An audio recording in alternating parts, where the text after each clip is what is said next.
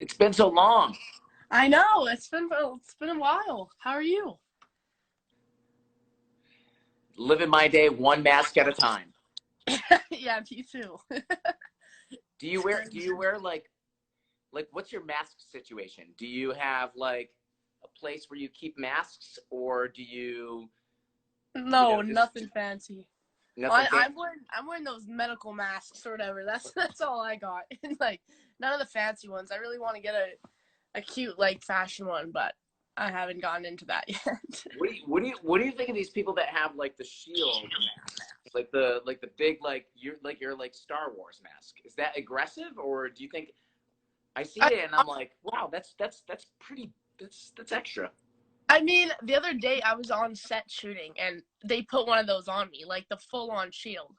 I just walked around like I had like this crazy thing on my face. It was funny. Wait a minute, hold on. On set where? What are you doing on set? I was in Toronto. So I just announced that I'm doing the pre-show for the VMAs. So we are shooting that. Yeah, Awesome. How big is yeah, that? That's kind of a big deal.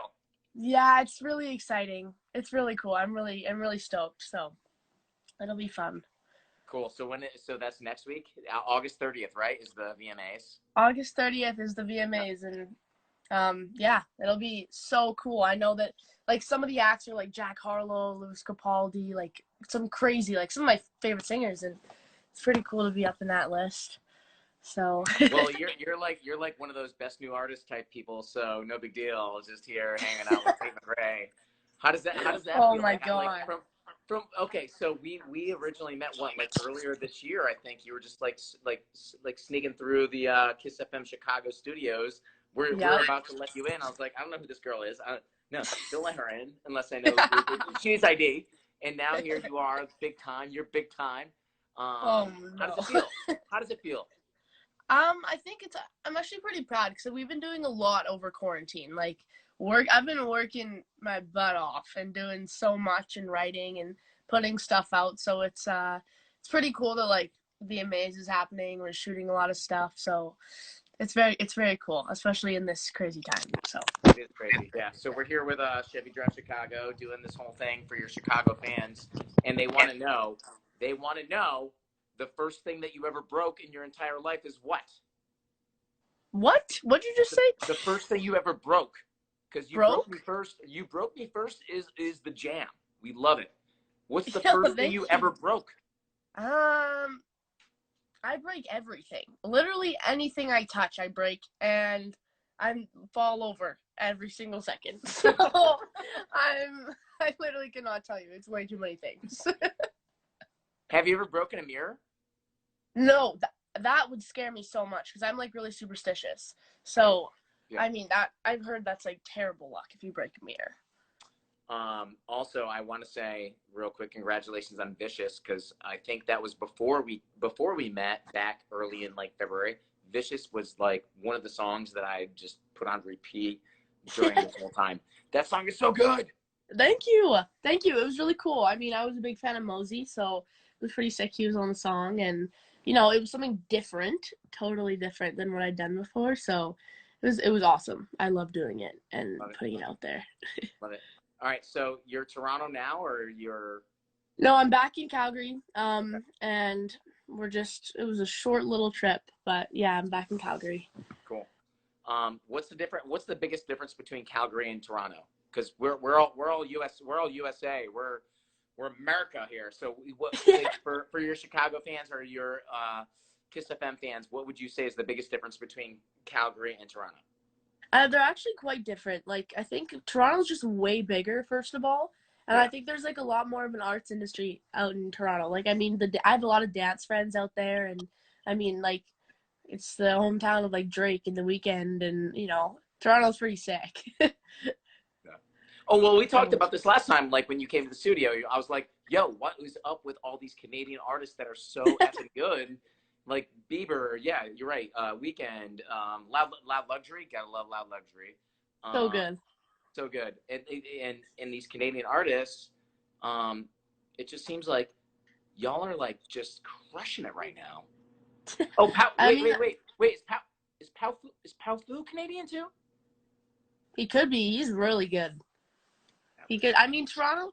A lot of artists come out of Toronto. That's why I'm like a big fan of that music. I want to like start writing there more because they have a pretty sick music industry out there, and yeah, it's pretty cool. Do you want to get deep? But I want to. We're doing this Insta live. We're gonna ask deep questions, and I'm gonna use this intimacy game that my girlfriend got me for Christmas to use for us, but we haven't played it really, so we're gonna use it on each other. Ready? Let's do it. Okay. Oh, that's a weird one. What's one thing you want to do together that we've never done before? What kind of question is that? It's an intimacy question. Next time we'll write a song. Next time I come to Chicago, we're writing a song. Tate. What? You wrote a song lyric. Remember, I was like, yo, 2020 is going to start off awesome. I need you to write a song lyric on my Chicago. Oh, my goodness. I remember that. You remember that in the studio? I wrote a terrible line, I'm pretty sure. I don't even know what I wrote. It was pretty terrible. But you wrote one, and so did, oh my God, Chelsea Cutler wrote one, and like there's three other artists that wrote one, and then the world ended. And then the world like just died. Yeah, I remember that. That was really funny. Okay, that's one. Tell me about about a goal or personal dream you have had that you've never shared with me. Oh. Probably a goal would be like, one of my biggest goals ever was to perform at an award show. Like from the beginning, like that's been one of my biggest dreams for like a very long time. So the fact that that's happening this weekend is pretty cool. Dude, so that's awesome. Yeah, honestly, that's like all the time. Like I would always say that to my parents and stuff. Like that'd be one of my biggest dreams. That is amazing. Do you love the new BTS song or what? I haven't heard it yet. There's so much hype about it, and I haven't heard it. I want to. What is wrong? What? Let's end this so you can listen to it. It's so good. I know.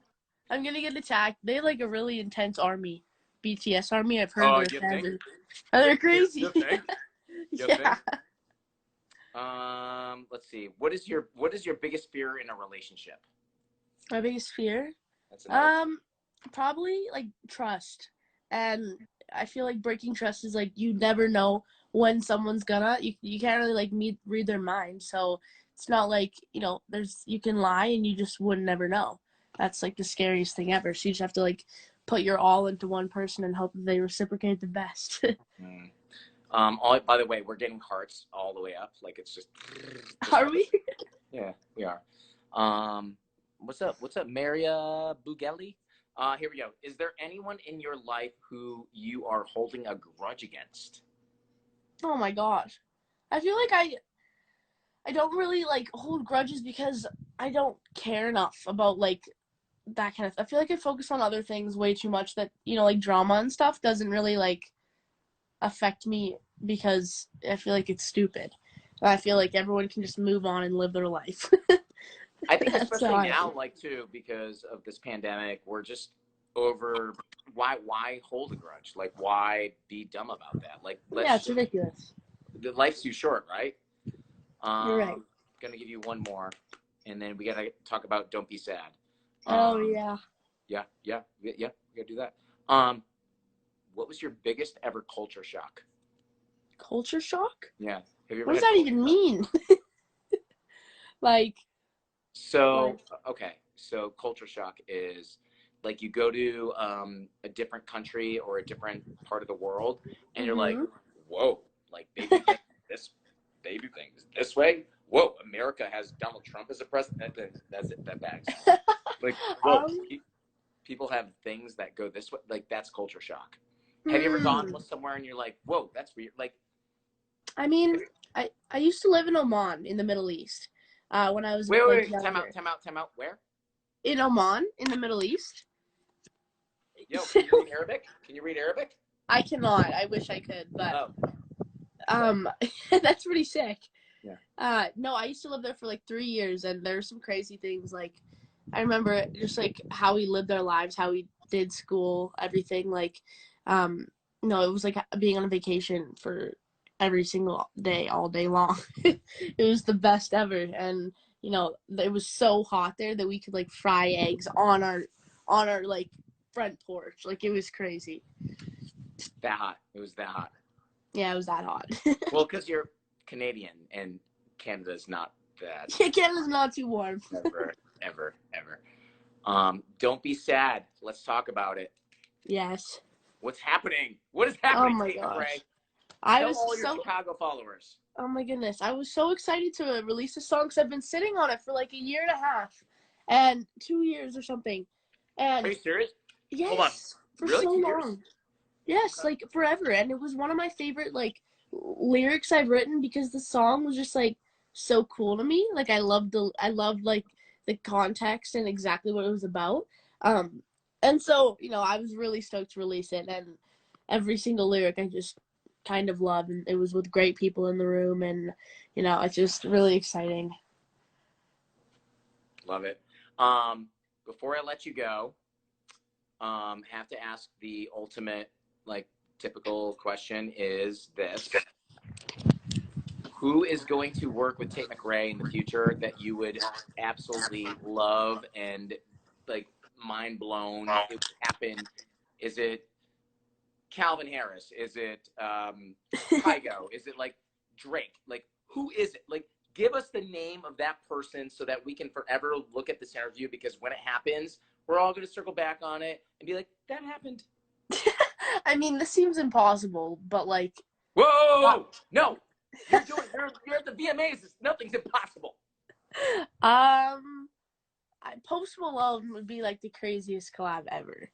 That would be insanity, but I'm a big fan. You want me to make a phone call? Yes, please. Okay, that's good. He's good.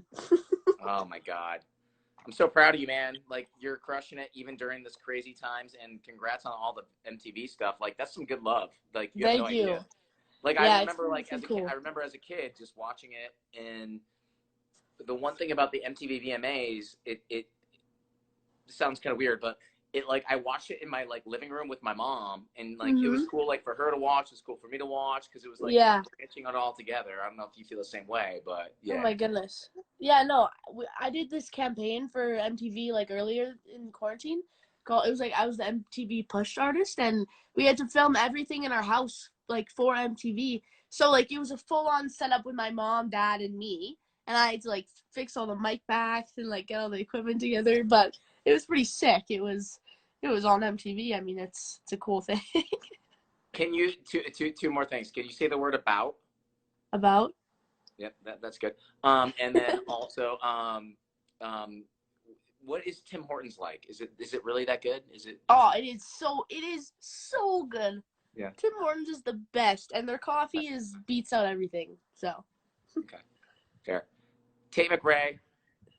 So nice talking to you. Such an honor, like, catching up with you, and I can't wait for you to come back to Chicago, because we all, like, want to see you again. That'll be really fun. I'm stoked for when I can leave my house again.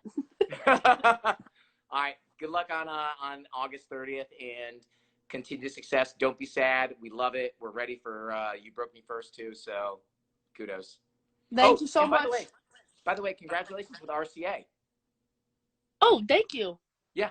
Great fan there. We love those guys. So thank you. I love them. Yep. All right. Bye-bye. Bye.